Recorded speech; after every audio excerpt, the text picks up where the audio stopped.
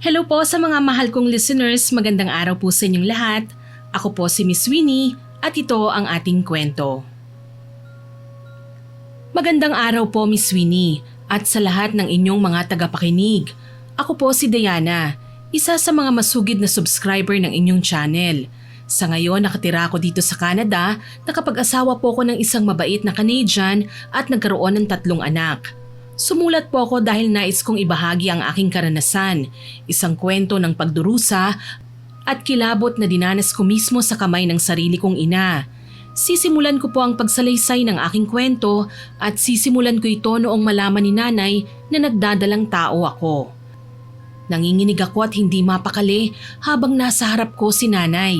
Hawak niya ang pregnancy test kit na ginamit ko at tinapon sa basurahang kaninang umaga. Galit na galit siya. Namumula ang kanyang muka at lumalabas din ang ugat niya sa sentido. Tinatanong niya ako kung anong nangyari pero hindi ako nakasagot. Hindi ko masabi sa kanya ang buong katotohanan dahil baka hindi ko kayanin. Ano ba Diana? Kanina pa ako salita ng salita dito pero hindi mo ako sinasagot. Ipaliwanag mo sa akin kung ano ang nangyayari. Sabihin mo sa akin ang totoo. Buntis ka ba ha? Inay, kasi po Ano ba, Diana? Huwag mo akong binibitin at kanina pa kumukulo ang dugo ko sa iyong babae ka! Nay, patawad po. Anong patawad? Bakit ka nanghihingi ng tawad? Hindi mo pa nga sinasagot ang tanong ko. Sabihin mo sa akin, buntis ka ba ha? Sumagot ka! Oo o hindi! Opo, inay. Walang iya ka. Sinasabi ko na nga be. May suspecha na talaga ako na buntis ka dahil ilang araw na kitang nakikita na namumutla at laging nagsusuka tuwing umaga. Tapos panay pang panlalata mo. Tulog ka pa ng tulog. Sinasabi ko na nga ba buntis ka? Inay, sorry po. Hindi ko naman po ito ginusto Hindi mo ginusto? Ano, pinilit ka lang ganon? Ako nga Diana, huwag mong pinaglololoko. Nako sinasabi ko na wala talaga kayong magandang gagawin ng nobyo mo. Binalaan na kita noon. Hiwalayan mo ang lalaking yon dahil masisira ang kinabukasan mo. Pero ang tigas ng ulo mo. Nay, wala naman po kami ginagawa ni Leo Punyemas ka Diana. Anong tawag mo sa ginawa mo? Mabuting gawa ha? Huwag mo akong pinagmumukhang tanga dito. Dahil ito, kitang-kita sa 2 guhit na ito ang kalandi ang ginawa niyong dalawa. Inay, makinig po muna kayo sa akin. Manahimik ka! Ayokong marinig ang paliwanag mo, ang mga palusot mo. Sayang Diana, sayang ang lahat. Graduating ka pa naman sa kolehiyo. Ilang buwan na lang at makakakuha ka na ng diploma. Tapos ganito, itinapon mo lang sa basurahan ang lahat dahil hindi mo mapigil ang kati ng katawan mo. Nay, sorry po talaga. Patawad po. Anong magagawa ng sorry mo? Sige nga, mababayaran ba niya ng matrikula na iginapang ko sa hirap? Diana, halos hindi na ako kumakain. Halos hindi na ako makatulog. Namasukan ako sa kung sino-sino lang para may pang-enroll ka. Ipinangutang kita sa Bombay. Nagtiis ako sa pangungutya ng ibang tao para lang makapagtapos ka at hindi matulad sa akin. Alam ko po yun, inay. Kaya nga po humihingi ako ng tawad Yun na nga Alam mo pala pero nakuha mo pang makipag-ano sa nobyo mo. Kung sana noon lang, sinabi mo na gusto mo na palang mauwi sa ganito. Di sana hindi na kita pinag-aral pa. Sana pinaglabada na lang kita o pinagkatulong para hindi ako nagpakapagod na tustusan ka. Lahat ng pangarap ko sa'yo, winasak mo dahil lang sa kalandian yung dalawa ni Leo. Nay, hindi po si Leo ang ama nito. Pakiusap po, maniwala kayo. Tigilan mo nga ako sa kasinungalingan mo.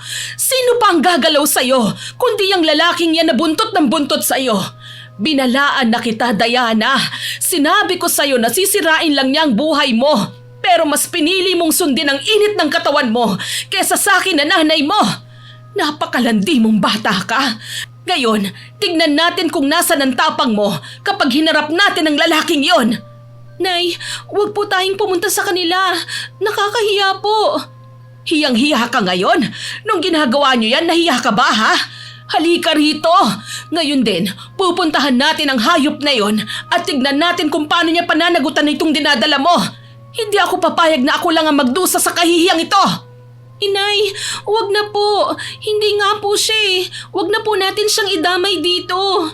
Idadamay ko siya sa ayaw at sa gusto mo. Halika na, puntahan natin ang lalaking yon. Inay, nakikiusap po ako. Hindi po talaga si Leo ang ama.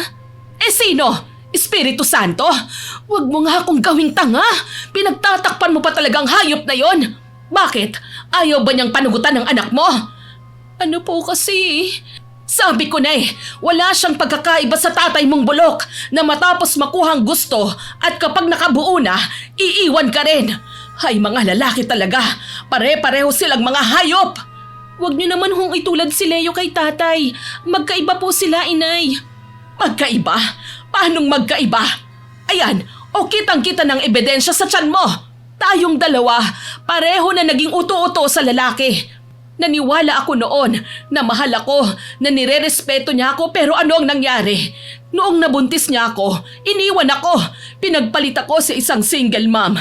Mas ginusto pa niyang sustentuhan at buhayin ang anak ng ibang lalaki kesa sa sarili niyang anak. Inay, maawa po kayo. Huwag niyo pong isumbat sa akin ang nangyari noon sa inyo. Ngayon mo pa ako pagbabawalan. Ngayong pinili mo ng babuyin ang sarili mo. Ang tigas ng ulo mo. Ano ha? Gustong-gusto mong matulad sa akin na miserable ha? Hindi naman po sa ganon, inay. Pero nakikiusap po ako. Tama na ho. Tsaka wag na po tayong pumunta kina Leo. Wag na po tayong gumawa ng iskandalo. Kung gusto niyo po ako na lang po ang parusahan niyo. Ako na lang, inay. Talagang paparusahan kita. Pero uunahin ko muna ang gagong yon. Akala niya palalampasin ko ang ginawa niya sa'yo. Papatayin ko siya kapag hindi kami nagkasundo. Lumapit siya sa akin at hinablot ang aking kaliwang braso. Bumaon ang kanyang mga kuko sa aking balat. Napadaing ako sa sakit pero wala siyang pakialam. Pilit niya akong kinakaladkad palabas ng bahay. Pilit kong binabawi ang aking braso pero masyadong mahigpit ang kanyang hawak. Ayoko talagang lumabas ng bahay. Ayokong harapin si Leo dahil wala naman talaga siyang kasalanan at wala din siyang alam tungkol sa nangyari sa akin. Subalit wala akong laban kay nanay. Kakaibang lakas na pinapakita niya sa akin ng mga oras na ito. Kaya naman wala akong nagawa kundi ang sumunod sa kanya. Tanghaling tapat kaya naman ramdam ko ang init ng kalsada na tumatagos sa manipis kong tsinelas. Tuloy-tuloy kami sa paglalakad hanggang sa marating ang tapat ng bahay ni Leo. Agad na nagsisisigaw si nanay. Galit na galit. Yung mga kapitbahay agad na nagsilabasan at nanood sa iskandalo. Hiyang-hiya ako. Pakiramdam ko, lalo pang nadagdagan ng dumi ko dahil buong barangay na nakakaalam ng aking kalagayan. Buong barangay na ang tiyak na manghuhusga sa akin. Lumabas si Leo. Kasabay nun, itinulak ako ni nanay palapit sa kanya. Gulat na gulat si Leo nang makita kaming dalawa. Ano pong problema? Bakit ho kayo sumisigaw, Nanay Isang? Diana, bakit ka umiiyak? Ano nangyayari? Huwag mo akong mananay-nanay dyan, Leo! Ang kapal ng mukha mong magtanong ko anong nangyari habang nagmamaang-maangan ka! Akala mo ba hindi ko malalaman ang kahayupan na ginawa mo sa anak ko? Hindi ko po kayo maintindihan, Nay. Ano po bang nagawa ko? Nay, ano ba? Tara na, nakakahiya po sa mga tao. Ang dami nang nakatingin. Huwag na ho kayong mag-iskandalo. Kami na lang ni Leo ang mag-uusap. Please po, inay. Tara na, umuwi na tayo. Hiyang-hiya na po talaga ako eh. Hiyang-hiya ka? Ngayon mo pa naisip na mahiya? Sana naisip mo ang kahihiyan na yan bago ka lumandi sa lalaki na ito. Sana naisip mo yan bago mo isinuko ang bataan mo. Nay, ano po yung sinasabi nyo? Anak ka ng pating! Talagang painosente kang hayop ka! Buntis si Diana! Yan ang ginawa mo! Hayop ka? Binalaan na kita noon na lubayan mo muna ang anak ko dahil alam kong sisirain mo lang ang buhay niya. At heto na nga, graduating na ang anak ko pero binaboy mo. Ano nang mangyayari ngayon? Panhanagutan mo ba ito, ha? Buntis? Diana, totoo ba ang sinasabi ng nanay mo? Leo, sorry. O ano, ngayon narinig mo na, magkakaila ka pa ha?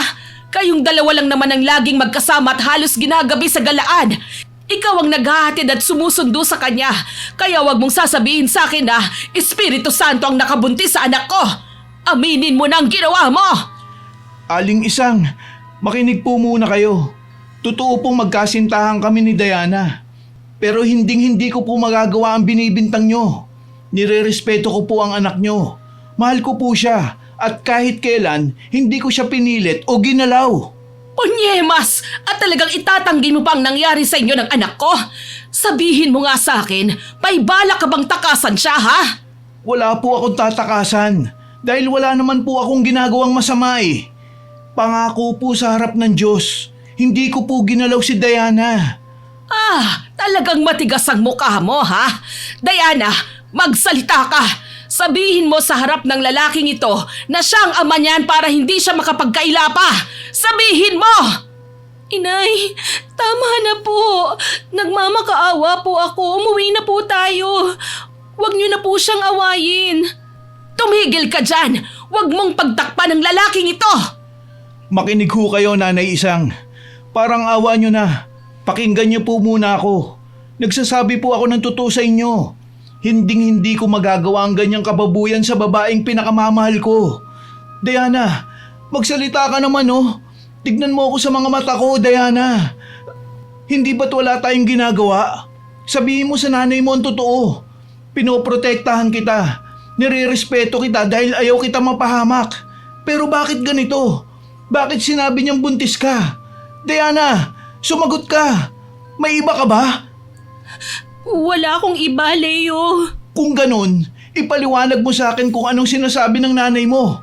Paano ka nabuntis? May kinalaman ba to sa mga gabing hindi ka nakakapag-reply sa akin? Niloko mo ba ako, Diana? Sabihin mo sa akin kung sa ibang lalaki ang dinadala mo. Dahil hindi ko maintindihan ang nangyayari. Bakit kailangan humantong tayo sa ganito? Gusto ko nang lamunin ng lupa ng mga oras na yon. Hindi ako makatingin ng diretso kay Leo dahil bawat salitang lumalabas sa bibig niya ay tila sumasampal sa akin. Hiyang-hiya ako. Wala akong maisagot. Nakatungo lang ako at lalo pang naramdaman ko ang mainit na titig ng mga kapitbahay nila at nagbubulungan na. Pakiramdam ko, hinuhusgahan nila ang buong pagkatao ko. Hindi na ako nagsalita.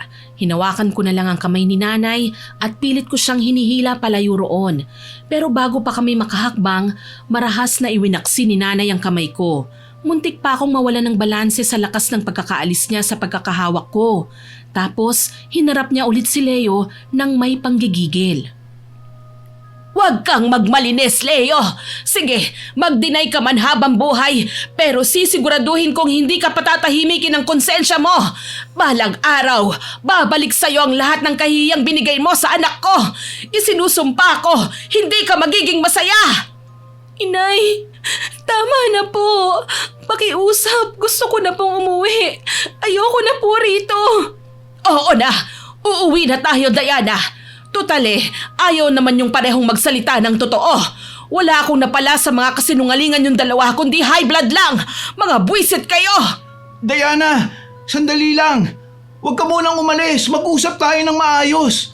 Hindi pwedeng ganito lang. Huwag mo na siyang tawagin. Simula ngayon, hindi mo na malalapitan ang anak ko. At ikaw, Diana, maglakad ka na. At huwag ka nang liningon sa lalaking yan kung ayaw mong kaladkarin kita pa uwi. Sorry, Leo. Sorry talaga. Tama na ang kaso-sorry mo. Mag-isip ka kung paano mo bubuhayin yung dinadala mo dahil ang lalaking yan na pinaglalaban mo, itinatanggi ka na. Kaya tara na! Hinawakan ulit ni nanay ang isa kong braso. Mas mahigpit ngayon kesa kanina. Tinalikuran na namin si Leo na naiwang nakatayo sa harap ng bahay nila. Pero bago kami makalayo, muli ko siyang nilingon. Nakita ko ang sakit at kalituhan sa kanyang mga mata bago ako tuluyang hinila ni nanay palayo. Ilang sandali pa, pumasok na kaming dalawa sa loob ng bahay namin. Ibinalibag ni nanay ang pinto at pinihit ang lock. Humarap siya sa akin. Mas madilim ang mukha niya at galit na galit. Alam ko na hindi pa doon nagtatapos ang parusa ko. Alam kong magsisimula pa lang ang matindi kong kalbaryo sa loob ng sarili naming tahanan. Humarap siya sa akin at bigla akong sinampal ng napakalakas. Halos mabuwal ako sa sahig sa tindi ng impact. Nalasahan ko kagad ang dugo sa loob ng labi ko. Yan! Yan ang bagay sa'yo! Pinahiya mo ko doon, Diana. Ni hindi ka man lang nagsalita. Pinagmukha mo akong tanga sa harap ng lalaking yun. Hindi naman po kasi tama ang ginawa niyo, inay. Hindi tayo dapat na sumugod doon. Walang kasalanan si Leo. Ah, talaga? Pagkatapos ng lahat, yan pa rin ang ipipilit mo sa akin?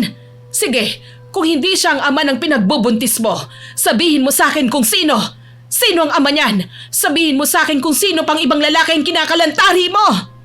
Wala po, inay. Wala po akong ibang lalaki. Anong wala? Buntis ka pero walang ama? Ano ito? Himala? Walang himala, Diana!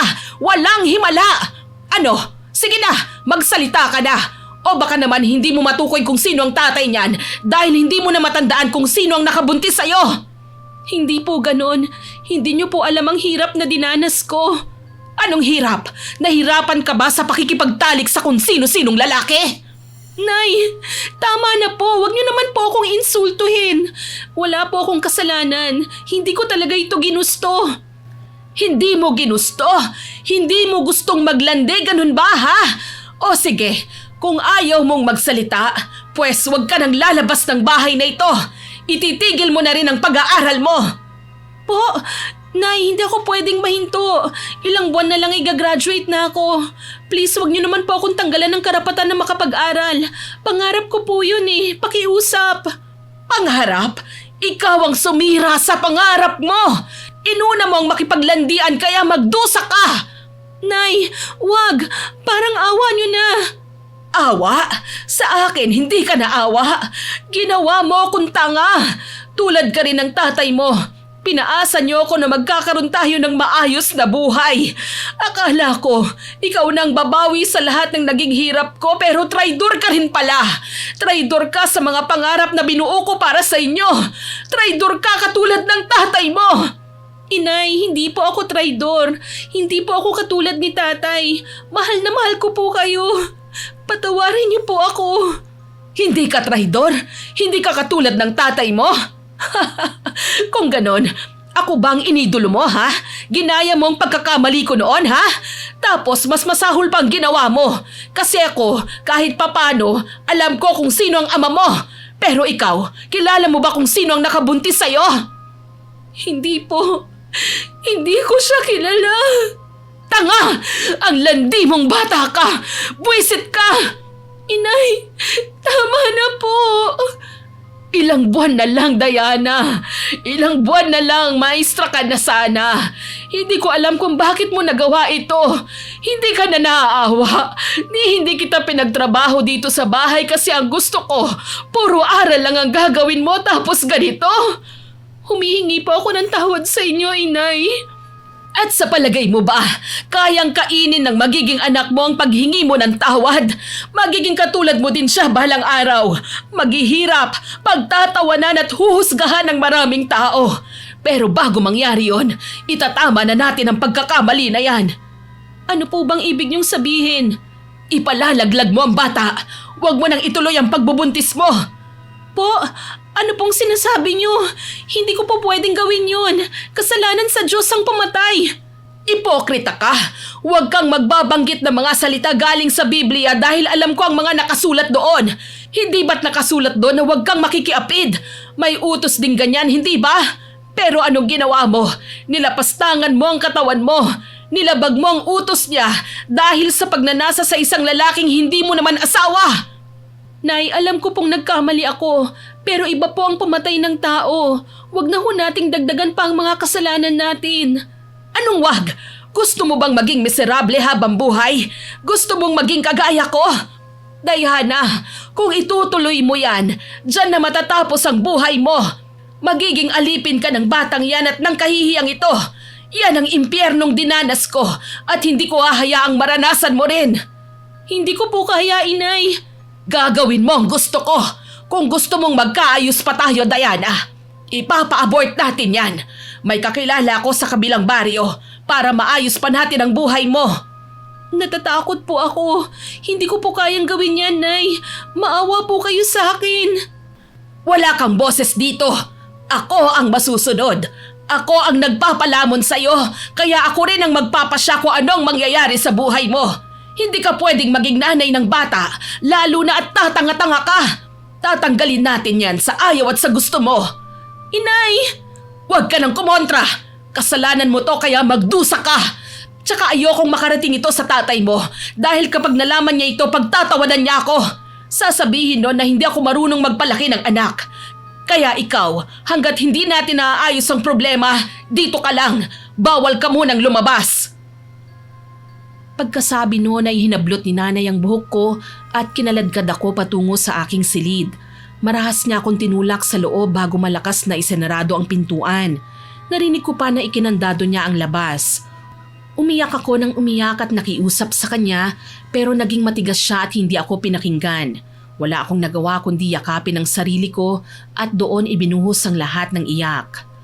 Lumipas ang ilang araw na puno ng pagtitiis. Tinikis ako ni nanay at minsan ginugutom niya ako at hindi binibigyan ng pagkain bilang parusa. Tuwing nagmamakaawa ko sa harap ng pinto, puro mura lang at sumbat ang sinasagot niya sa akin. Paminsan-minsan lang niya akong naaabutan ng tirang pagkain na parang aso. Hanggang sa dumating ang punto na iniisip kong magdideliryo na ako sa gutom dahil nakakarinig na ako ng nakakakilabot na bulong tuwing gabi. Ngunit isang gabi, paghatid sa akin ni nanay ng pagkain, nakalimutan niyang ipadlak ang pintuan ng aking silid. Nang maghahating gabi na, muli kong narinig ang nakakatakot na bulong. Sa pagkakataong ito, sinubukan kong pihitin ang pinto at nabuksan ko. Dahan-dahan akong naglakad at sinundan ng ingay. Itinuro ako ng tunog sa silid ni nanay. Marahan kong pinihit ang seradura ng pintuan at pagbukas nito, nakita ko siya.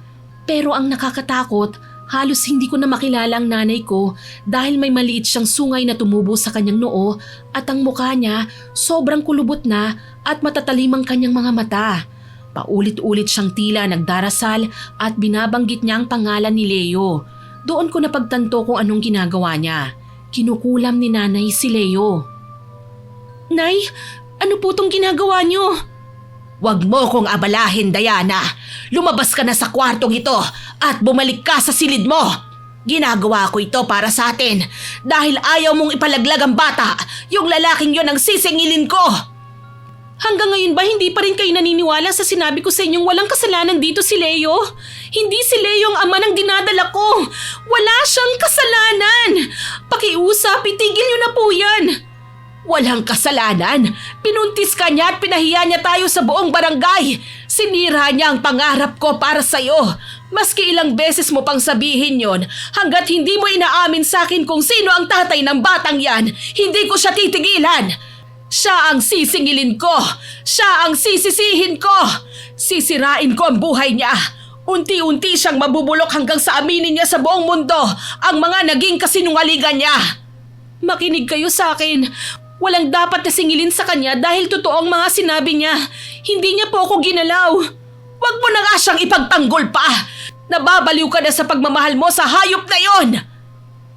Napaluhod ako sa sahig.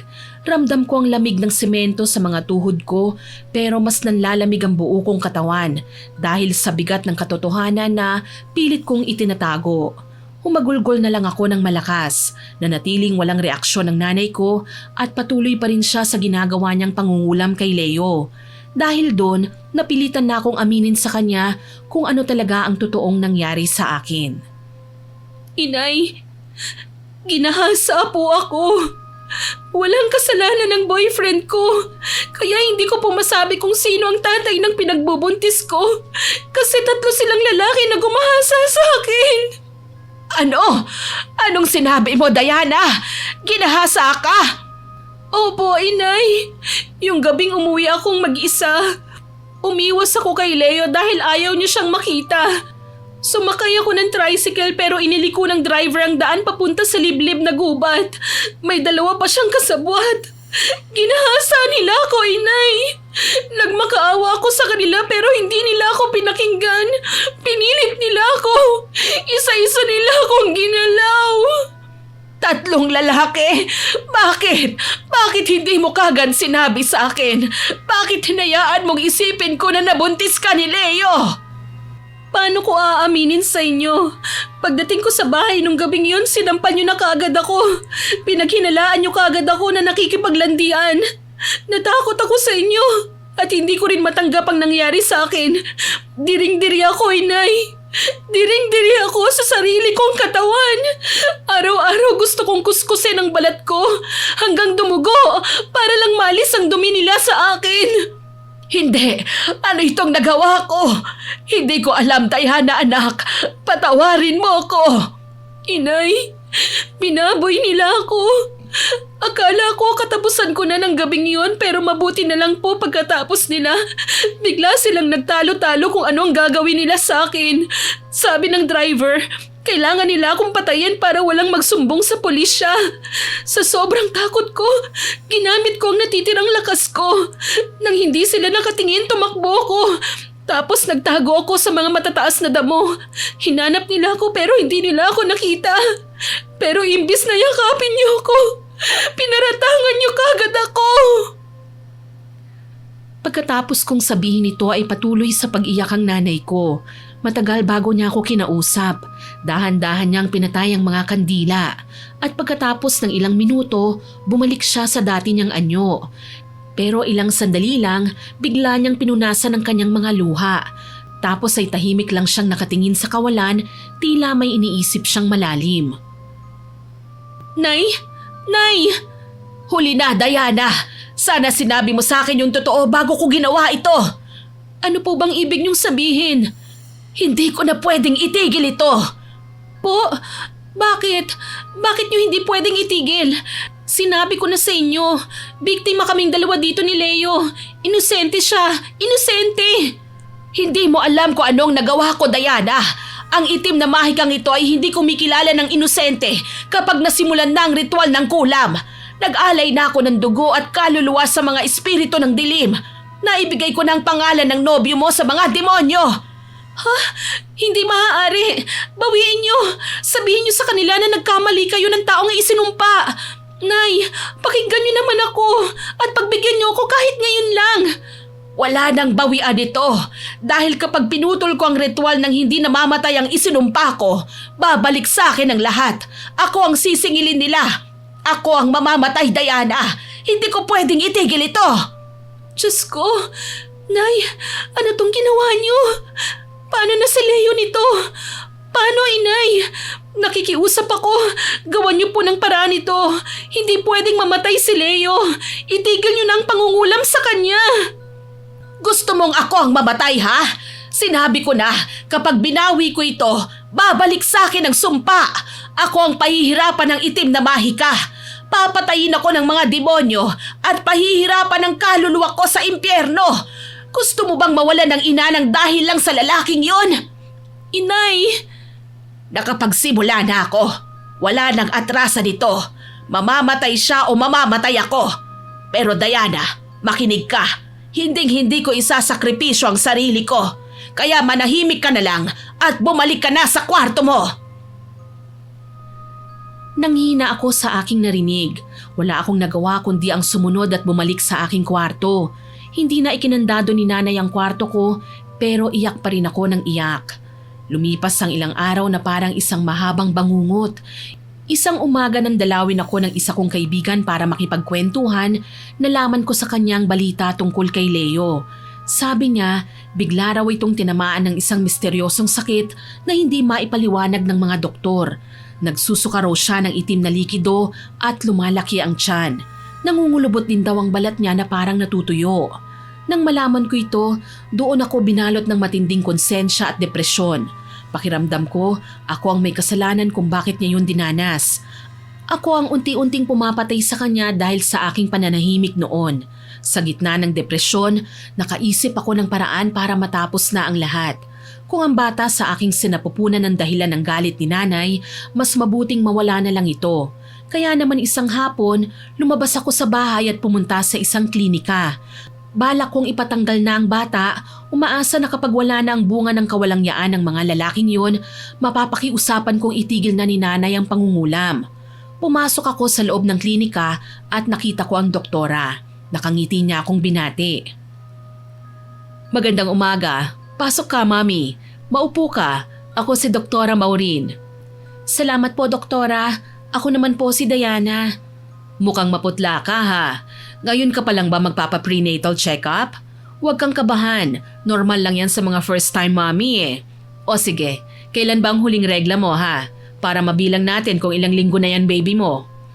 Dok, hindi po ako narito para magpa-check up. Ganun ba? Anong kailangan mo? May nararamdaman ka bang masama? May masakit ba sa'yo o baka naman spotting? Sabihin mo lang sa akin. Dok, gusto ko pong ipalaglag ang bata. Tulungan niyo po akong tanggalin ito. Iha, alam mo ba ang sinasabi mo? Masama yan. Bawal yan sa batas. Bakit mo gustong gawin yan? Napakabata mo pa. Hindi niyo po kasi alam ang pinagdaanan ko, Dok. Anak po ito ng rapist. 3 lalaki ang kumuha sa akin. Hindi ko po sila kilala. At ang batang ito bunga lang ng karahasan. Tuwing naiisip ko na nabubuhay siya sa loob ko, diring-diri po ako sa sarili ko. Parang nararamdaman ko ulit yung mga marurumi nilang kamay sa balat ko. Naaalala ko lahat ng ginawa nila sa akin. Hindi ko po kayang buhayin ng isang bata na habang buhay na nagpapaalala sa akin kung paano ako binaboy. Natigilan si Doktora Maureen. Ang kanyang mga kamay na busy sa pagsusulat kanina sa aking medical record, biglang tumigil din at ang ballpen ay dahan-dahang nalaglag sa mesa. Baka sa kanyang mukha ang matinding gulat, mukhang hindi niya inaasahan na may lalapit sa kanyang pasyente na may bitbit na ganito kabigat na krus. Nanatili siyang tahimik habang tinitignan ako. Huminga siya ng malalim, sabay abot sa mga kamay ko na nakapatong sa mesa. At doon ko naramdaman ang init ng kanyang palad na matagal ko nang hindi nararamdaman sa nanay ko. Iha, huminahon ka. Naiintindihan ko ang trauma mo, pero hindi ang bata ang may kasalanan. Madali pong sabihin yan, Doktora, dahil hindi kayo ang nasa lugar ko. Pero sa tuwing titingin ako sa salamin, hindi mukha ko ang nakikita ko. Yung mga hayop na yun ang nakikita ko. Tsaka masyado na pong maraming nangyari dahil sa bata na ito. Nagkasala na ako. Nagkasala na rin po ang nanay ko. Kaya pagbigyan niyo na po ako. Bigyan niyo ako ng gamot para malaglag ng batang ito. Diana, makinig ka sa akin. Kayo ho ang makinig sa akin. Nilakasan ko lang ho ang loob ko na pumunta rito. Kasi umaasa ako na tutulungan niyo ako. Ngayon kung ayaw niyo, mapipilitan ho ako na ako mismo ang gagawa ng paraan para tapusin ang paghihirap ko. Magpapakamatay na lang ako. Desperado na ako, Doktora. Ayoko na. Ayoko na po talaga. Mamamatay kami pareho kung hindi niyo ako tutulungan. Huwag kang magsalita ng ganyan. Hindi tama na kitilin mo ang sarili mong buhay para lang takasan ang problema mo. Hindi yan ang solusyon. Kung ganun, ano po ang solusyon? Kailangan kong buhayin ito para ano? Para siya ang magdusa? Para siya ang maparusahan? Dahil sa kasalanan ng kung sino mang naging tatay niya?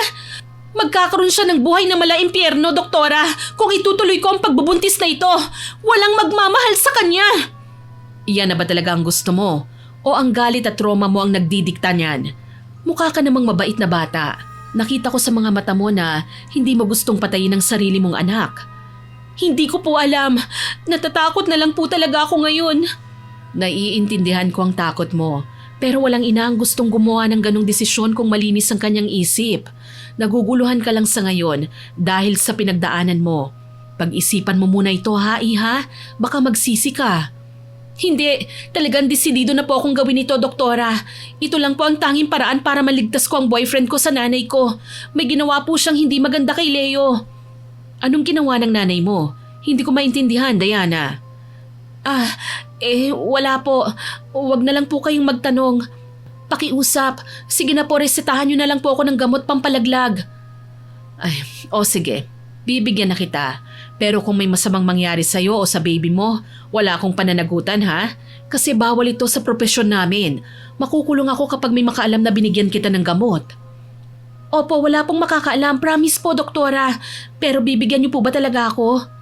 Oo, bibigyan kita ng pampalaglag. Pero ang epekto nito, unti-unti mo lang mararamdaman ha? Hindi ito biglaan. Total medyo maliit pa naman ang tiyan mo. Lulusawin lang nito ang nabuong dugo sa sinapupunan mo. Heto. Kunin mo. Inumin mo ang bawat isa nito. 1 beses sa 1 araw. Huwag mong kaliligtaan ha? At kapag ubos mo na, bumalik ka na rito para i-check natin kung nalusaw na ba ang baby. Sige po, pero epektibo po ba ang gamot na ito? Bakit matagal po ang epekto? May ganun po ba? Oo naman, pwede kitang bigyan ng gamot na mataas ang doses pero delikado kasi yun eh. Nakikita kong maputla ka at mukhang may anemia ka. Kung iinumin mo yung matatapang na pampalaglag, baka hindi kayanin ng puso mo at ma-hemorrhage ka pa. Mamamatay ka, kaya ito ang ibibigay ko sa'yo ha? Mas safe ito. Kung ganun po, sige po, akin na. Salamat po dito. Magkano po pala ito? Libre na yan. Basta ha, hindi ka nanggaling dito at hindi rin tayo magkakilala. Opo, hindi po tayo magkakilala. Sige po, salamat po ulit. Mahigpit kong hinawakan ng mga gamot at naglakad na palabas ng klinika. Pakiramdam ko gumaan ng konti ang dibdib ko dahil sa wakas matatapos na ang problema ko. Ayoko naman talagang gawin yun pero kapit na lang talaga ako sa patalim para mailigtas ko pa si Leo sa kamay ng nanay ko. Sumakay na ako ng tricycle at pumara ako sa isang kanto para bumili ng tinapay. At nang nakabili na, naglakad na lang ako pa uwi sa bahay. Sa aking paglalakad, nadaanan ko ang tapat ng bahay nila Leo. Sakto namang nasa balkonahe siya, nakaupo at nagpapahinga. Laking gulat ko nang makita ang kalagayan niya. Lumaki ang tiyan niya at tila hirap siyang huminga. Nangayayat na rin siya ng husto. Malalim din at maitim ang paligid ng kanyang mga mata. Dahil sa konsensya, hindi ko siya nagawang lapitan o batiin man lang. Yumuko na lamang ako at nagmamadaling naglakad papunta sa amin. Pagdating ng gabi, hindi na ako nagpatumpik-tumpik pa. Kinuha ko ang gamot at ininom ito. Umaasa ako na matatapos na ang bangungot sa buhay ko. Kinausap ko si nanay na gagawin ko na ang gusto niya. Nakapalit ng buhay ng anak ko, lulubayan na niya si Leo. Pero hindi umiimik si nanay kapag kinakausap ko. Subalit matapos ang halos isang buwan, nabalitaan ko na lang na namatay na si Leo. Talagang hindi nakinig ang nanay ko sa akin. Nay, bakit niyo pinatay si Leo? Ang sama niyo! Ang sama-sama niyo! Wala kayong konsensya! Tumahimik ka nga! Mamaya may makarinig pa sa'yo! Mapahamak pa ako! Takot kayong malaman nila ang ginawa niyo? Pwes kung takot kayo, bakit itinuloy niyo pa rin? Sinunod ko ang gusto niyo. Ininom ko ang mga pampalaglag. Pero bakit ganun? Bakit pinatay niyo pa rin si Leo? Patawarin mo ko. Kasi ang totoo niyan, maski patayin mo na ang sanggol, wala na rin. Hindi ko na mababawi ang sumpa. Tulad ng sinabi ko, inalay ko na siya sa demonyo. Wala kayong awa. Wala kayong kasing sama. Pinatay niyo ang isang taong walang anumang kasalanan. Makinig ka sa akin. Wala na tayong magagawa. Patay na ang nobyo mo. Kahit lumuha ka pa ng dugo, hindi na may babalik ang buhay niya. Oo, nagkamali ako ng pinarusahan. Pero kasalanan mo yon. Kung nagsalita ka sana kagad, di sana hindi siya napagbuntunan ko ng galit. At ako pa ngayon ang sisisihin niyo? At bakit hindi? Kasalanan mo ito May choice ka na wag mangulam, inay. Pero ginawa niyo pa rin. Kaya niyo isinisi sa akin ang kademonyohan niyo. Nandidiri ako sa inyo. Nasusuklam ako. Wag, Diana! Tama na ito! Kayong wala na si Leo, pwede na tayong magsimula ng bagong buhay. At yang anak mo, ipatingin natin kagad sa doktor baka sakaling mailigtas pa. Ayoko na siyang mamatay. Payag na akong buhayin na siya. Aalagaan nating dalawang anak mo. Huli na ang lahat. Sinabi ko na sa inyo, uminom na ako ng pampalaglag. Pinatay ko na ang sanggol. Pinatay ko na. Ano, masaya na kayo ngayon? Pareho na tayong kriminal. Mabubulok tayong dalawa sa impyerno dahil pareho na tayong makasalanan. Mag-inang mamamatay tao. Dayana, anak! Aalis na ho ako. Aalis ka? Saan ka pupunta? Ewan ko, pero hindi na po ako babalik dito. Lalayas na ako. Iiwan ko na kayong mag-isa rito. Ano? Hindi pwede, anak. Huwag mo akong iwan. Hindi ko kayang mag-isa rito. Mababaliw ako kapag ginawa mo yan. Dapat lang na mabaliw kayo. Harapin niyo ang lahat ng mga ginawa niyo ng mag-isa. Para malaman mo rin kung ano ang pakiramdam na wala ka ng mamahalin at wala na ring magmamahal sa inyo. Wag, anak.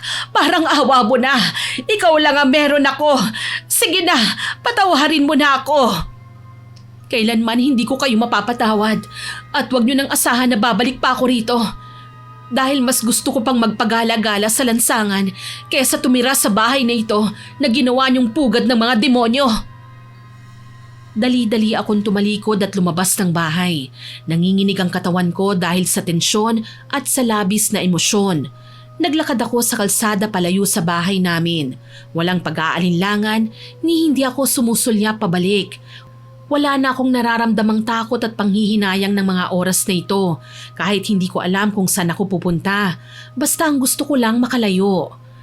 Nang dumaan ako sa tapat ng bahay nila Leo, dahan-dahan akong pumasok sa bakuran para sana masulyapan siya sa huling pagkakataon. Pero hindi pa man ako nakakalapit, sinalubong na ako ng nanay niya. Hindi nila ako pinayagang makalapit kay Leo dahil ako ang sinisisi nila sa pagkamatay niya. Itinaboy nila ako na parang hayop. Dahil doon, muli akong naglakad ng walang direksyon. Habang naglalakad, naisip ko si Doktora Maureen. Naisip kong magpatingin sa kanya para alamin ang tunay na kalagayan ng sanggol sa tiyan ko. Samantala, pagdating ko sa klinika, nakita ko siyang nag-aayos ng mga papel. Bahagya pa siyang nagulat nang makita ko. Diana, anong nangyari sa'yo? Bakit ganyan ang itsura mo? Namumugto ang mga mata mo. Doktora, gusto ko pong malaman kung ano na ang lagay ng bata sa tiyan ko. Ganun ba? O sige, mahiga ka muna rito sa bed at titignan natin kung nalaglag na ang bata. Hindi na ako nagsalita at sumunod na lang sa mga sinabi niya. Humiga ako sa examination table at pumwesto habang inaangat ko ang aking damit sa tiyan. Naramdaman ko ang lamig ng gel na pinahid ni Doktora bago niya idinampi ang maliit na aparato sa tiyan ko. Ilang segundo kaming parehong natahimik na naghihintay habang naghahanap siya ng tamang posisyon. Maya-maya lang, isang mabilis at malakas na tunog ang aming narinig. Naririnig mo ba yon, Diana? Yan ang tibok ng puso ng baby mo. Malakas at napakalusog ng bata sa sinapupunan mo. Ha? Doktora? Anong malusog? Paanong malusog? Akala ko po ba malalaglag siya kapag ininom ko ang mga gamot? Hindi siya malalaglag kasi hindi naman pampalaglag ang mga ibinigay ko sa iyo eh. Mga supplement at vitamins lang yon para sa pagbubuntis. Yun ang ibinigay ko sa iyo. Niloko niyo ako? Bakit niyo ginawa yun? Nagtiwala ako sa inyo. Ang sabi niyo tutulungan niyo ako. Gusto ko nang mamatay ang batang ito para matapos ng lahat ng paghihirap ko. Tapos pinalakas niyo pa? Diana, huminahon ka. Paano po ako hihinahon? Wala na akong uuwian. Pinatay ng nanay ko ang nobyo ko gamit ang kulam at lumayas na rin ako sa amin. Wala akong pera. Wala akong matitirhan. Paano ko bubuhayin ang batang ito? Makinig ka muna. Doktora ako, Diana. Nagdurugtong ako ng buhay, hindi ako pumapatay. Sinumpaan ko sa propesyon ko na ililigtas ko ang bawat pasyenteng lalapit sa akin, kasama na ang batang dinadala mo. Hindi ko kayang patayin ng isang inosenteng sanggol. Sana sinabi niyo na lang sa akin para ako nang gumawa. Bakit? Bakit niyo ako niloko? Ayoko na, hirap na po ako eh. Huwag kang magsalita ng ganyan. Bakit? Akala mo ba ikaw lang ang nahihirapan? Po, hindi lang ikaw ang may problema sa mundo, Iha. Yung iba mas malala pa dyan sa pinagdaraanan mo. Talaga? At sa tingin niyo maniniwala ako? Pakinggan mo ko ng mabuti. Ilang taon akong nag-aaral. Naging espesyalista ako sa pag-aalaga ng mga buntis at pagpapaanak. Halos araw-araw nakakahawak ako ng mga bagong silang na sanggol. Pero alam mo ba kung ano ang masakit? OB-GYN ako. Pero wala akong kakayahang maging ina. Bakit po? Anong nangyari?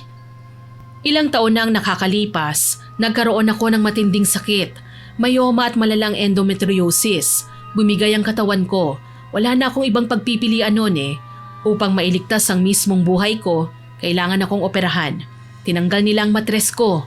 Kasabay noon, tinanggalan din ako ng karapatang magkaanak. Kaya tuwing nakakakita ako ng mga babaeng buntis, naiinggit ako. Lalo na sa'yo, may pagkakataon kang maging ina, pero sinasayang mo lang. Itinatapon mo lang ang isang napakagandang biyaya na habang buhay kong pinapangarap. Sorry po, hindi ko po alam. At hindi lang yon. Dahil sa nangyari sa akin, iniwan ako ng asawa ko at sumama sa ibang babae. Natahimik ako sa sinabi niya. Hindi ko akalain na ang tulad niya na successful, maganda at may magandang karir, humarap din sa mabigat na pagsubok sa buhay. Dahil dito nahiya talaga ako, hindi ko siya natignan sa mga mata. Patawad po, doktora. Pero kaya ko lang po nagawa ito dahil alam kong hindi ko siya kayang buhayin at natatakot ako na baka hindi ko po kayang maibigay yung pagmamahal na kailangan niya. Buhayin mo ang bata. Ako ang magbibigay ng pagmamahal na kailangan niya. Po, ano pong ibig niyong sabihin? Ganito, Diana. Handa akong bigyan ka ng matutuluyan, ng pagkain, ng pera, basta buhayin mo lang ang sanggol. Gusto kong ampunin ng bata. Ako ang kikilalanin niyang ina. Po, narinig mo ko. Ako ang sasagot ng lahat ng pangangailangan mo hanggang sa makapanganak ka. At pagkapanganak mo, ibibigay mo sa akin ang bata. Mabibigyan ko siya ng magandang kinabukasan. Sa ganitong paraan din makakapagsimula ka ng bagong buhay ng walang sagabal at walang inaalagaan.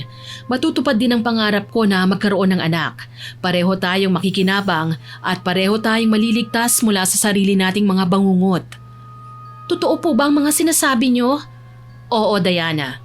At pagkatapos ng lahat ng ito, bibigyan kita ng sapat na pera para maayos mo ang buhay mo. Bahala ka na kung saan mo gustong pumunta, kung anong gusto mong gawin. Ang mahalaga sa akin yung sanggol. Sige ho, payag na po ako. Wala na ho akong mapupuntahan kaya tatanggapin ko ang alok nyo. Totoo ba? Pumapayag ka? Opo, iingatan ko ang dinadala ko at ibibigay ko siya sa inyo paglabas niya. Agad kaming nagkasundo ni Doktora kaya naman matapos ang oras ng kanyang trabaho, sumama ako sa kanya at sumakay kami sa kotse niya. Tahimik lang ang naging biyahe namin habang nakatingin ako sa bintana at pinoproseso ang mga nangyari sa akin ngayong araw. Pagdating namin sa kanyang malaking bahay, ipinakilala niya ako sa mga kasambahay. Pagkatapos dinala niya ako sa isang hiwalay na studio type na kwarto sa tabi mismo ng kanyang bahay. Kumpleto ang lahat ng gamit doon. May sarili itong banyo, maliit na kusina at malambot na kama. Sinabi ni Doktora na dito ako pansamantalang titira at umalis na rin siya kagad pagkahatid sa akin. Ilang sandali pa, kumatok ang isang kasambahay at hinatiran ako ng pagkain at mga bitamina. Matapos kong kumain, nahiga na ako sa kama at natulog.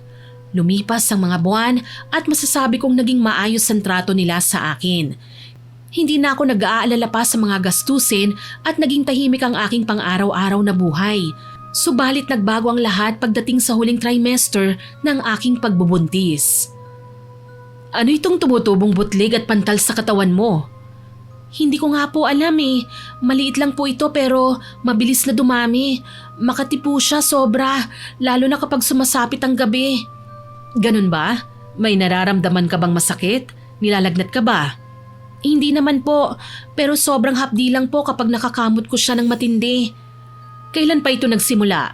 May mga bago ka bang kinain o ginamit na sabon? Wala naman po. Pareho lang po ang ginamit ko simula nang lumipat ako rito. Pero hindi lang po yun ang problema ko eh. Nitong mga nakaraang gabi hindi po ako mapakali kapag pumipikit ako. Anong ibig mong sabihin, Diana? Nananaginip ka ng masama? Opo, Doktora. Paulit-ulit po.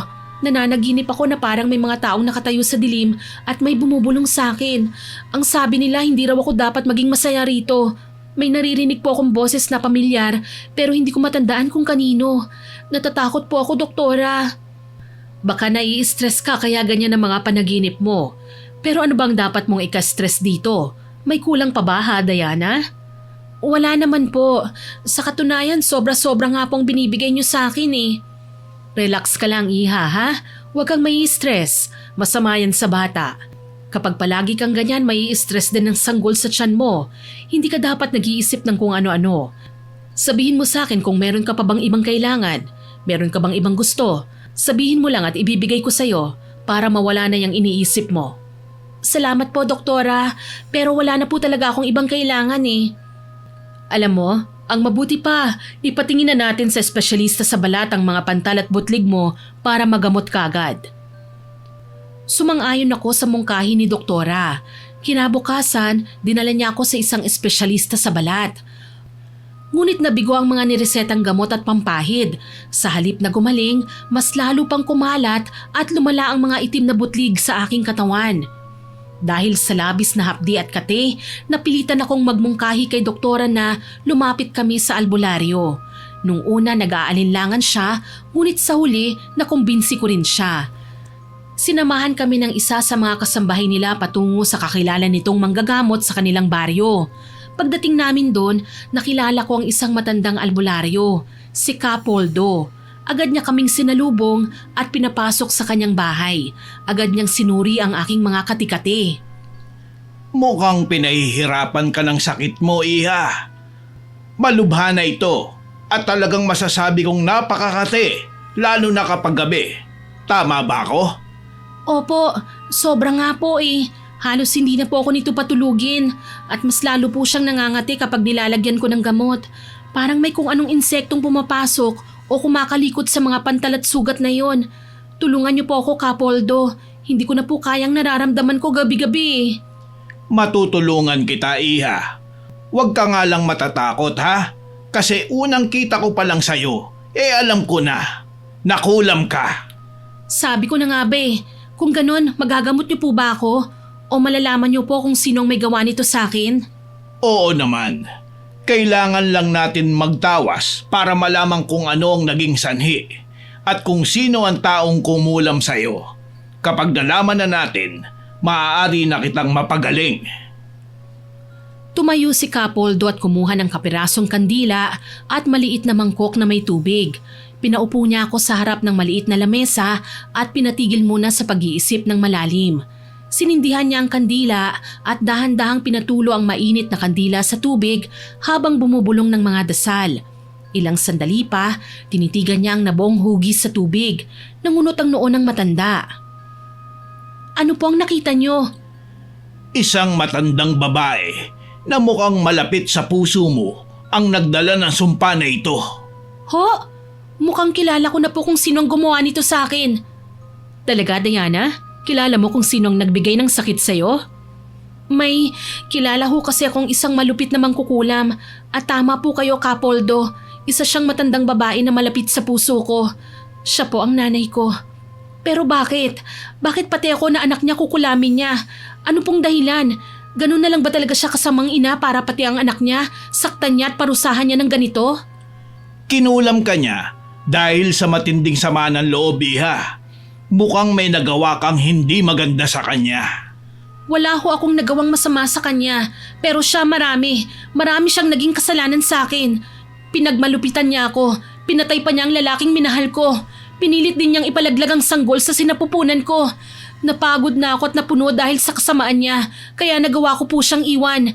Pero dahil lang po doon, kaya niya ako sinasaktan ng ganito? Hindi ko alam, Iha, kung meron pa siyang ibang dahilan, pero yun lang ang nakita ko sa tawas. Matinding sama ng loob. Siya ay may matinding tampo at galit sa'yo. Hindi siya titigil hanggat hindi niya nakukuha ang gusto niya. Ano po bang gusto niya? Hindi ko masasagot yun, Iha. Ang nanay mo lang ang kayang sumagot ng lahat ng tanong mo. Pero sa nakikita ko, mukhang magiging delikado ang buhay ng sanggol sa tiyan mo. Dahil kung magtutuloy-tuloy ang pagpaparusa niya sa'yo, hindi imposible na maapektuhan ang bata. Hindi pwedeng mangyari yon, Kapoldo. Baka naman pwede mong gamutin si Diana. Hindi pwedeng may masamang mangyari sa bata. Kailangan mailigtas natin ang sanggol laban sa mangkukulam na yon. May paraan tayo. May kapangyarihan akong ibalik ang sumpa sa may gawa. Kung sino man ang nagpadala ng masamang sumpa sa iyo, Diana, sa kanya ko ito ibabalik ng 10 beses ang bigat. Siya ang magdurusa. Siya ang parurusahan ng sarili niyang sumpa. Papayag ka ba, Diana, na ibalik natin ang sumpa sa iyong ina? Ho! Hindi po, Mang Poldo. Hindi po maaari yun. Bakit? Ayaw mo bang gumaling? Naaawa ka ba sa nanay mo? Siya ang nangulam sa'yo. Hindi ba't nararapat lang na pagbayaran niya ang kanyang ginawa? Opo, pero nanay ko pa rin po siya. Kung ibabalik niyo sa kanyang sumpa, baka mamatay po siya. Pero kailangan mong gumaling, Diana. Kung hindi aalisin ni Kapoldo ang kulam, paano ka naman? Tignan mo ang katawan mo. Nangangayayat ka na dahil sa hindi makatulog sa gabi at sa hapdi at kati pati na rin sa masamang panaginip mo. Paano kung mapahamak ang sanggol? Paano kung ikaw naman ang mamatay? Talaga bang nanay pa rin ang turing mo sa kanya gayong wala naman siyang ginawa sa'yo kundi saktan ka? Hindi ko po kaya, Doktora. Kahit gaano kasakit ang ginawa niya, ayoko pong ako ang maging dahilan ng kapahamakan niya. Alam ko pong nanay ko yun. Nagkamali siya. Pero hindi ko po kayang maging tulad niya na pumapatay ng tao. Ay, mabait kang bata, Iha, na kahit ikaw na ang biktima, pinili mo pa ring alalahanin ang kalagayan niya. Isa lang ang pwede mong piliin, ang iyong ina o ang buhay mo at ng sanggol. Pipili na naman po ako. Palagi na lang pong ganito. Nung una, pinapili po ako ni nanay kung gusto kong ipalaglag ang bata o papatayin niya si Leo. Ngayon naman po buhay ko o buhay niya. Bakit po naman ganun? Hindi ka namin pinipilit na gumawa ng masama. Naiintindihan ko ang sinasabi mo. Pero kung hindi mo ipapagamot ang sarili mo, pareho kayong mamamatay ng sanggol. Ang nanay mo ang naglagay sa iyo sa sitwasyong ito. Hindi mo kasalanan kung sakaling piliin mo ang sarili mo. Tama si Doktora. Ako man ay naiintindihan kita. Mahirap talagang magdesisyon kapag sarili mo ng pamilya ang sangkot. Pero pakinggan mo ko, Iya. Ang pinag-uusapan natin dito ay ang buhay na nasa loob ng tiyan mo. Isang inosenteng bata na walang kinalaman sa gulo ng mga matatanda. Pero Mang Poldo, hindi po kaya ng konsensya ko na ako ang mananakit at papatay sa sarili kong ina. Kahit sinaktan niya ako, kahit pinatay niya si Leo, hindi ko po kaya. Kakausapin ko na lang po muna siya. Aayusin po namin itong dalawa. Iyan ba talaga ang gusto mo, Iha? Opo, mahal na mahal po ako ni nanay. Kaya alam kong aalisin niya ang sumpang ito at hindi niya hahayaang mapahamak ang sarili niyang anak. O sige, kung yan ang pasya mo, Iha, hindi kita pipigilan. Pero kung kailangan mo ulit ng tulong ko, huwag kang mahiyang lumapit sa akin. Bumalik ka lang ulit dito, ha? Sige ho, Kapoldo. Mauna na ho kami, ha? Kakausapin ko lang po muna itong si Diana. Naglakad na kami pabalik sa kotse ni Doktora. Tahimik kami mula umpisa ng biyahe hanggang sa makarating kami sa malaking bahay. Pagod na pagod ang aking isipan at katawan sa mga nangyari ng araw na yon. Pagdating namin sa lugar, dumiretso na ako sa aking tinutuluyan at umupo muna sa gilid ng aking kama. Hindi ko alam na sinundan pala ako ni Doktora. Napaupo siya sa tabi ko at hinawakan niya ang aking kamay. Naiintindihan ko ang naging desisyon mo. Isa kang mabuting anak, Diana. Pinili mong mahalin at ingatan ng nanay mo sa kabila ng mga nagawa niya sa'yo. Pero sapat na ang lahat ng nagawa mo para sa kanya. Pero iba na ngayon kasi magkakaroon ka na ng sarili mong anak. Magiging nanay ka na, Diana. At yan ang bago mong tungkulin na dapat gampanan. Ang maging isang mabuting ina. Kaya ipaglaban mo ang sarili mo para sa anak mo. Tumango ako at dahan-dahan na nagpasalamat. Pagkaalis ni Doktora, mabilis akong naglinis ng katawan at nahiga na sa kama. Habang hinahaplos ang aking tiyan, nananalangin ako ng taimtim. Kahit masakit ang mga butlig at pantal sa aking balat, naniniwala akong magiging maayos pa rin ang lahat. Pinikit ko ang aking mga mata at ilang sandali lang nakatulog ako ng mahimbing. Kinabukasan, maaga akong gumising at umalis. Sumakay ako ng jeep pabalik sa lugar namin para kausapin ang nanay ko. Pagdating ko sa bahay namin, nakita ko ang kalunos-lunos na itsura ng bahay namin. Parang abandonado na ito sa unang tingin lang, lalo pat maraming kalat sa bakuran. Pagpasok ko sa loob, marumi at magulo rin. Nakita ko si nanay, nakaupo sa sala at tulala. Tinawag ko siya pero wala siyang reaksyon nang makita ko. Malamig ang kanyang mga mata habang nakatitig sa akin. Bakit nandito ka? Anong masamang hangin ang nagtaboy sa'yo dito pabalik? Nandito po ako para makipag-usap sa inyo ng masinsinan, inay. Tingnan niyo po ang kalagayan ko ngayon. Alam ko, ang laki na ng tiyan mo ha. Hindi po ang pinagbubuntis ko ang sinasabi ko, nay. Heto, alin ba? Itong mga butlig at itong sakit na unti-unting pumapatay sa akin at sa anak ko. Kayo ho ang may gawa nito, hindi ba? Kinulam niyo ako. Oh, nalaman mo na pala. Mabuti. Mabuti at alam mong hindi talaga ako nagbibiro nang sabihin kong pagsisisihan mo ang pagtalikod mo sa akin. Bakit ho pati ako, inay? Dugo at laman niyo po ako. Talaga bang sukdulan ng kalupitan niyo para pati sarili niyong anak nagawa niyong kulamin? Nanay ko kayo. Huwag mo kong matawag-tawag na nanay. Wala akong anak na suwail. Pinili mo ang landas na yan, Diana. Binigyan kita ng pagkakataon pero nilayasan mo ko. Lumayas po ako dahil hindi ko matanggap ang ginawa niyo kay Leo. Tapos heto ngayon papatayin niyo rin ako tulad ng ginawa niyo sa kanya. Wala ba talaga kayong awa? Wala. Ikaw ang may gusto niyan. Kaya magdusa ka. Parusa yan para sa katigasan ng ulo mo, Diana. Mabuti nga sa'yo. Nay, maawa naman po kayo sa akin. Hirap na po ako. Hindi na po ako makatulog sa gabi. Sobrang kati ng buong katawan ko. Lalo na po sa gabi parang kinakain ng buong balat ko sa kati at hapdi. Maawa na po kayo sa akin. Itigil niyo na po ito, inay. Dahan-dahan akong lumuhod sa harap niya. Hinawakan ko ang laylayan ng kanyang damit at patuloy na nagmamakaawa pero parang hindi siya nakikinig. Bitiwan mo nga ako! Huwag mo akong hawakan! Inay, nagmamakaawa ako. Patawarin niyo na po ako sa ginawa kong paglayas. Pagkapanganak ko, sige babalik po ako rito. Magbabagong buhay po tayong dalawa. Huli na ang lahat! Inay, hindi pwede. Alisin niyo ito. Bawiin niyo ang kulam sa akin. Wala na akong magagawa. Hindi ko na mababawi ang kulam. Tulad ng nangyari kay Leo. Hindi ko na ito pwedeng alisin dahil sa akin ang balik ng sumpa. Hindi totoo yan. Pwede niyo pong bawiin yan, inay. Mamamatay ako. Mamamatay kami ng anak ko. Wala na akong magagawa, Diana. Naisanla ko na ang kaluluwa mo sa demonyo, kaya huwag ka nang umasa pa. Mas pipiliin kong mabuhay kesa ang buhayin ka. Hindi ako makapaniwalang kaya niyo itong gawin sa akin. Napakasama niyo. Napakasama niyo. Masama na kung masama, pero ginawa ko lang yan dahil yan ang alam kong nararapat. Isa kang duwag, Diana. Duwag at tanga. Kaya magdusa ka. Umalis ka na ngayon dito sa bahay ko. Alis! Oo, aalis na ako. Aalis na ako at hindi na ako babalik dito. Pero ito ang tatandaan nyo. Anumang mangyari sa amin ng anak ko, dadalhin nyo ang kasalanan ito hanggang sa inyong hukay. Wala kayong puso. Tinalikuran ko na siya. Mabilis akong naglakad palayo sa bahay namin at sumakay ulit ng tricycle para magpahatid sa klinika ni Doktora Maureen. Alam kong naroon na siya ng mga oras na yon. Nang makita niya akong mugto ang mga mata ko, agad niya akong sinalubong at niyakap ng mahigpit. Anong nangyari? Kumusta ang naging pag-uusap niyo ng nanay mo? Wala hong nangyari.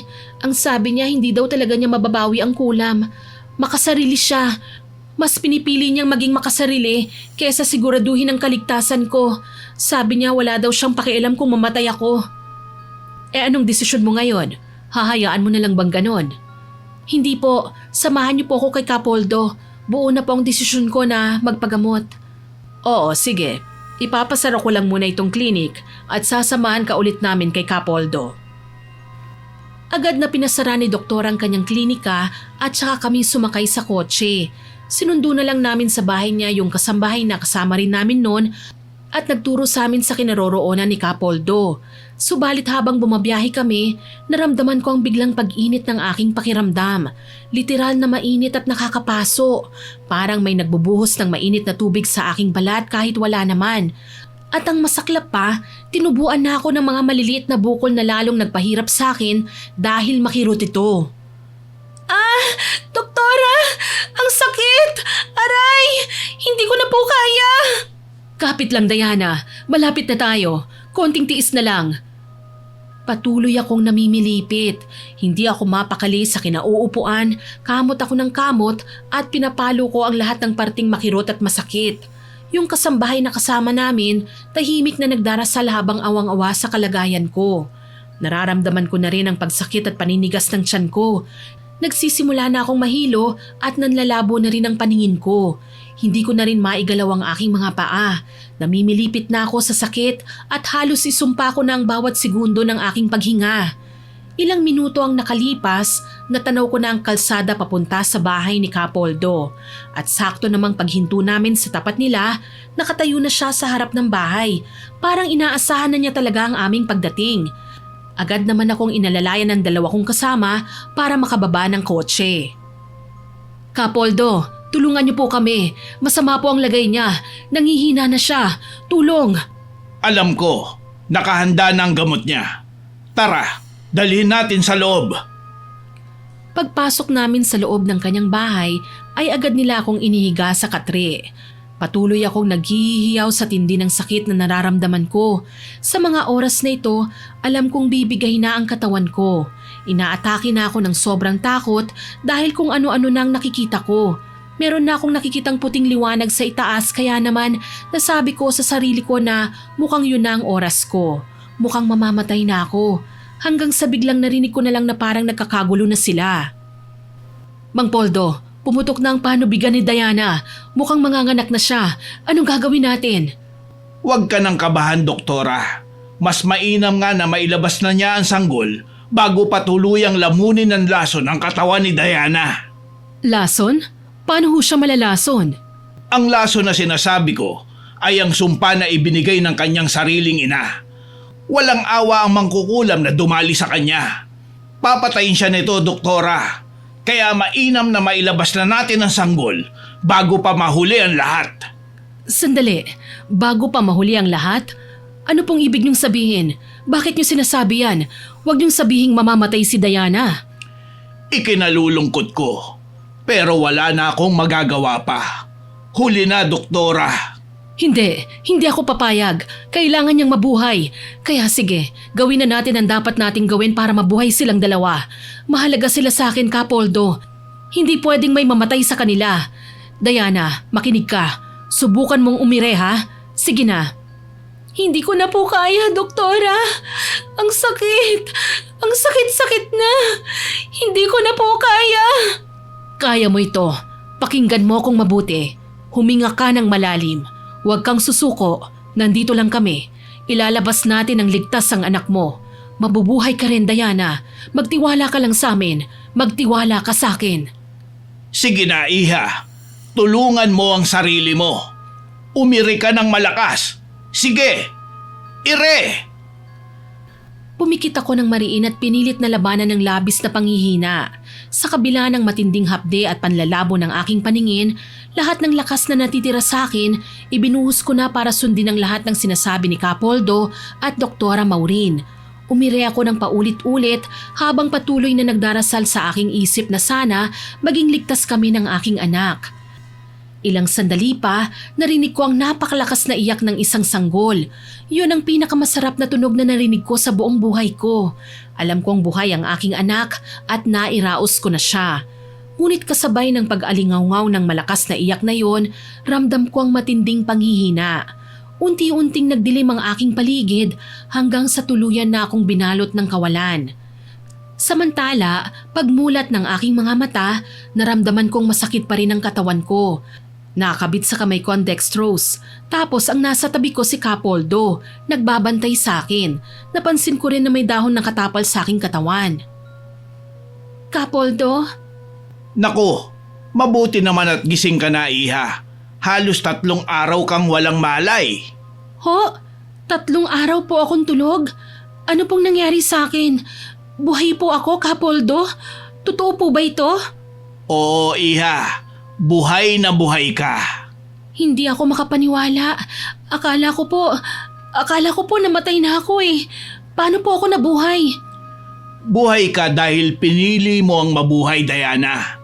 Malakas ka. Kahit napakahirap ng pinagdaanan mo, hindi ka sumuko. Ipinaglaban mo ang sarili mo at ang iyong anak. Yun ang dahilan kung bakit tinalo mo ang kamatayan. At hindi ko po ito magagawa kung hindi dahil sa inyo, Kapoldo. Utang ko po sa inyo ang aking buhay. Sa inyong dalawa ni Doktora Maureen. Maraming salamat po. Walang anuman, Iha. Naku, mabuti pa eh.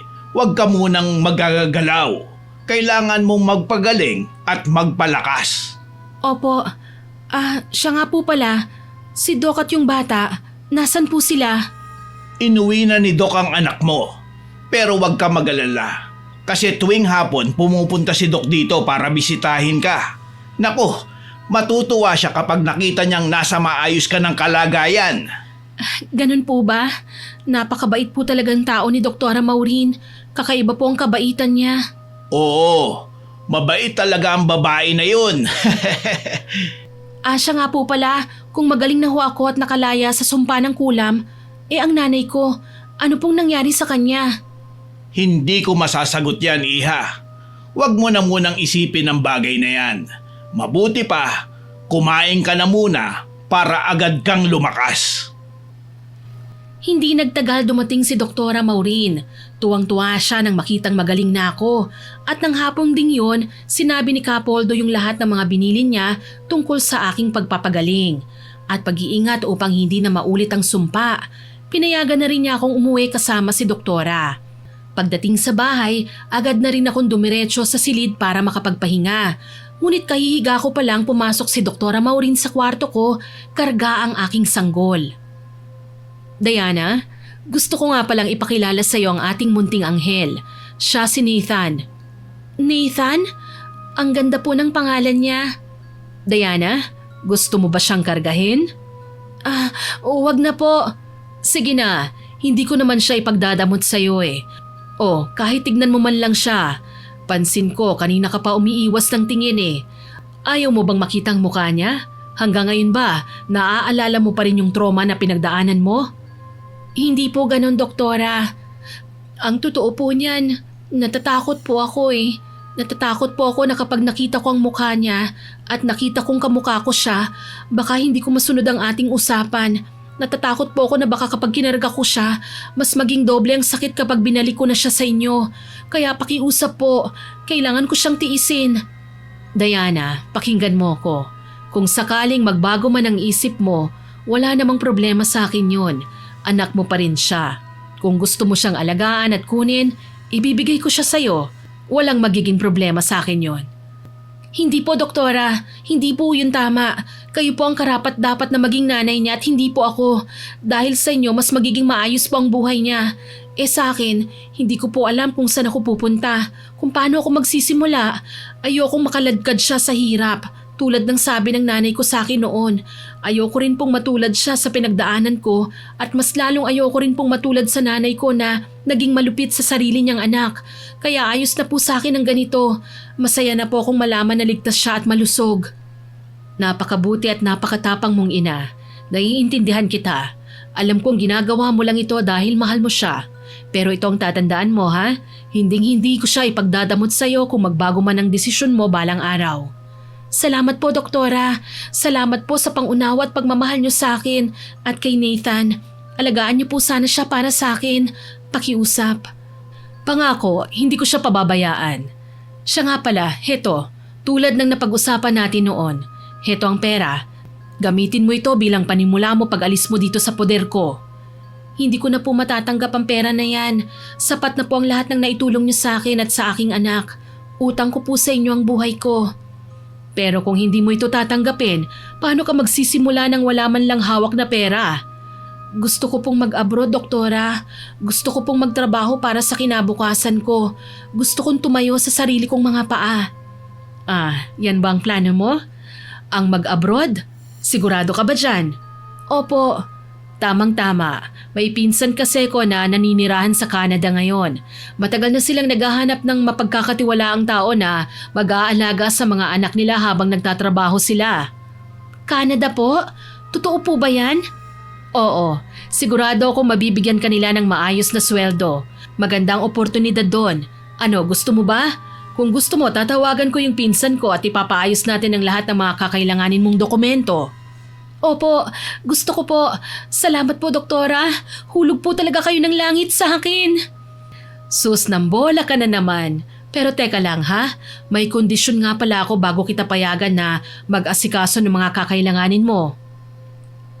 Nang matapos kaming mag-usap ni Doktora, doon ko lubusang napagtanto na ang pagiging isang mabuting ina hindi lang nasusukat sa kung ano ang kaya mong ibigay, kundi sa kung ano ang handa mong bitawan para masiguro ang magandang kinabukasan ng bata. Ito ang pinakamabigat na desisyong ginawa ko, pero ito rin ang unang hakbang upang maging isang tunay na ina. Binitiwan ko ang aking anak hindi dahil sa wala akong pagmamahal sa kanya, kundi dahil sobra ko siyang minamahal. Alam ko sa piling ni Doktora, magiging ligtas siya at hindi niya mararanasan ang mga pinagdaanan kong sakit. Samantala, Miss Winnie, ilang buwan ang lumipas, tuluyan na akong lumakas. Araw-araw naming inaasikaso ang mga papeles ko para sa aking pag-alis. Masinsinan ding inayos namin ang mga clearance at kontrata sa tulong ng kanyang pinsan sa Canada. Umabot ng halos 6 na buwan ang proseso bago na kumpleto ang lahat. At nung araw na nakuha ko ng aking visa, pasaporte at tiket, bigla akong naisip si nanay. Gusto kong magpaalam sa kanya kahit alam kong ayaw niya akong makita.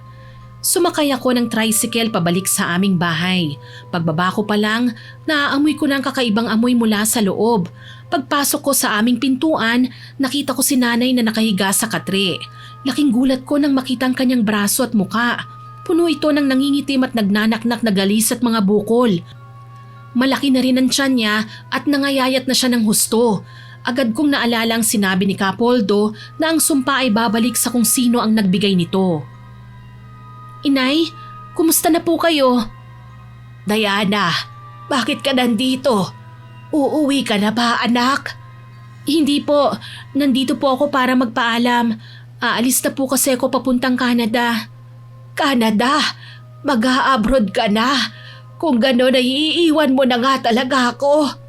Opo, kailangan ko po kasing gawin yon para po mabuhay at para maging maganda ang aking kinabukasan. Hindi na kita pipigilan, anak. Pero sana mapatawad mo pa ako bago ka lumayo at umalis. Nakakahiyamang sabihin pero mukhang dumating na ang karma ko. Pinaparusahan na ako sa mga naging kasalanan ko. Yung totoo, galit pa rin po ako sa inyo. Pero sino ba naman ako para hindi magpatawad? Kung ang Diyos nga kayang magpatawad, ako pa kaya? Kaya opo, pinapatawad ko na po kayo ng buong puso. Salamat, anak. Salamat. Siya nga po pala, nagpadoktor na po ba kayo? Hindi pa, anak. Bibigyan ko po kayo ng pera, inay. Pakiusap, magpatingin po kayo para magamot kayo. Wag na, anak. Huwag mo nang ibigay sa akin yan dahil hindi kayang gamutin ng doktor ang sakit ko. Dahil itong sakit ko, bunga ng katigasan ng ulo ko at ng pagiging malupit ko. Kaya hayaan mo na, tsaka mukhang hindi na rin naman ako magtatagal eh. Huwag niyo pong sabihin yan, gagaling po kayo, may awa ang Diyos, inay. Matagal na akong tinalikuran ng Diyos dahil naging kampon ako ng kasamaan, anak. Pero inay, totoo ang sinasabi ko, anak. Hayaan mo na ako. Tanggap ko na kung ano ang mangyayari sa akin. Tsaka panatag na akong aalis dahil alam kong magiging maayos na ang buhay mo. I'm sorry po, inay. Sorry po kasi iiwan na naman kita at hindi maaalagaan. Ang dami ko rin pong pagkukulang sa inyo bilang anak. Wala yon, anak. Sige na, mag-iingat ka ron, ha? Ipagdarasal ko ang iyong pag-alis. Salamat. Masaya na ako na nagkapatawaran na tayong dalawa at gusto kong malaman mo na mahal kita. Mahal na mahal ko rin po kayo, inay. Matapos kaming mag-usap ay nagpaalam na ako sa kanya. Masakit na iwan siya ng ganon ang kalagayan niya pero hindi ko naman siya pinabayaan. Kinausap ko ang ilang kamag-anak namin na bantayan siya kapalit ang sahod na ibibigay ko sa kanila kapag nakapag-abroad na ako. At pumayag naman ang dalawa kong pinsan kaya naging panatag ang loob ko kahit papano. Samantala, ilang araw matapos ang aming pag-uusap, lumipad na ako patungong Canada. Pagdating doon, nagsimula ako bilang yaya sa pamilya ng pinsan ni Doktora Maureen. Mahirap man sa simula pero naging pursigido ako. Subalit matapos ang ilang buwan, nakatanggap ako ng isang masamang balita mula sa Pilipinas na pumanaw na raw si nanay. Tahimik siyang pumanaw habang natutulog. Kahit masakit, alam kong naging payapa ang kanyang paglisan dahil nagkaayos kami bago ko umalis. Ipinagpatuloy ko ang buhay ko sa kabila ng lahat ng nangyari. Lumipas pa ang ilang taon, nakilala ko si William, isang mabait na Canadian na naging kabiyak ko. Tinanggap niya ako at ang aking naging buhay. Nabiyayaan ako ng sarili kong pamilya at naging ganap na residente na rin ako dito sa Canada. Si Nathan nga po pala, sa ngayon halos 15 taong gulang na at sa loob ng mga taong iniwan ko siya, nakita ko kung paano siya pinalaki ng maayos na puno ng pagmamahal dahil hindi kailanman ipinagdamot sa akin ni Doktora ang bata. Kahit tita ang turing niya sa akin, sapat na ang makita ko siyang masaya at lumaking mabuting tao. Kontento na po ako sa aking buhay sa ngayon at alam kong naging tama ang mga naging desisyon ko noon. Hanggang dito na lamang po ang aking kwento, Miss Winnie. Ikinagagalak ko pong nabigyan ako ng pagkakataon na maikwento ang lahat ng aking mga pinagdaanan sa buhay. Hangad ko ang patuloy na tagumpay para po sa inyong channel. Sana po nagustuhan nyo ang kwentong ibinahagi ko po sa inyo, pero hindi po ito matatapos nang walang shoutout sa masusugid nating listeners. Shoutout po kay Nestle Balmonte, kay Evelyn Talakay, kay Roseanne Piedad Claudio, kay Rosenda Gloriani, kay Clarissa Valenzuela at sa Valenzuela family, kay Bebang Calabio, kay Rosemary Lagunsad, kay Kathy Cano, kay Corina Realubit. Hello din po kay Mang Ambo Nicolas ng Sampaloc, Maynila, kay LJ Joseco at sa Joseco family, kay Tess Watanabe from Thailand, kay JM Mejia o kay Mayan, kay David Acob, kay Nikki Yulin, kay Sir Arthur ng WPD na magbe-birthday po ngayong May 20. Advance happy birthday po. Shoutout din po kay Julius Delorio, kay Roxanne Diga, kay Consolacion Alvarez, pabati po from Analisa Diga. Hello din po kay Rowena Luon, sa Marquez at Peñalosa family, kay Yangyan at Chensa at kina Ate Ali at Ate Bing, kay Sir Ernesto Esparza, kay Inang Ausa at sa Ausa at sa Tarain family. Happy listening po sa inyo dyan sa Batangas at Quezon, kay JB Mendoza. Hello din po kay Arnel De Jesus, kay Sofia Serrano at sa Serrano family sa Novaliches, Quezon City, kay Nerissa Lynn Plaquia, kay Nicole Ann Garcia, kay Renz at JC ng Muntinlupa, kay Arlene Dimo Mendoza, kay Keisha Jane at Francesca Dominic Palma, kay Inday Jen Blog, kay Sir Marco Nanyes at kina Ate Auring, Ana, Ate Nefe at Poging J. Happy listening po sa inyo dyan. Binabati ko rin po si Rowena Sas at ang Sas family, kay Chef Del, kay Geraldine Narbasa, kay Raymond Namoco, kay Janet at Sunny Remeliosa, sa Red Anura, kay Jackie Luponce, kay Jessa May Chavez, kay Mary Ann Valderamos, kay Neri Marie Cruzat at sa mama niyang si Nenita Celso, kay Jasmine Villanueva, kay Raquel Shibata, kay Brian Arines, kay Andrea Ativo na nag-birthday po nitong May 7, happy birthday sa'yo. Shoutout din po kay Moises Cabase, kay Maricel Borromeo at sa asawa niyang si Ronnie, kay Mama Tess, kay Raven at Rachel, pati na rin po sa Borromeo at Panelo family, kay Rubilin Torres, kay Edna Bigtas at Priel family, kay Dexter Saavedra, kay Lexi Pearl Ablas Galaw, kay Michelle Cubeco, kay Angel Ann Agramon at kay Epifania Pamintuan. Maraming salamat po sa inyong lahat na nakinig at nagkomento. Asahan niyo pong masya-shoutout ko rin po ang mga hindi ko pa nalalagyan ng heart dun sa comment section ha. Huwag po kayong mag-alala. Kaya naman po abangan niyo pa po ang mga susunod kong upload ha. At huwag kalilimutang mag-subscribe, like, share and comment sa mga stories natin.